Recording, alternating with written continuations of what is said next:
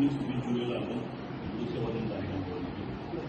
त्यामध्ये आपल्या हिंदू धर्म सनातन धर्मातील सर्व जे भक्त आहेत त्या भक्तांना दत्त महाराजांवर असलेली भक्ती त्याची शक्ती दाखवण्यासाठी सगळ्यांना एकत्रित आपण करतो.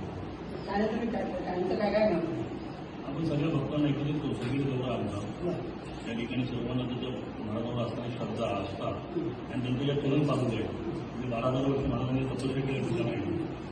त्या ठिकाणी काही जैन मुली झाल्या त्या ठिकाणी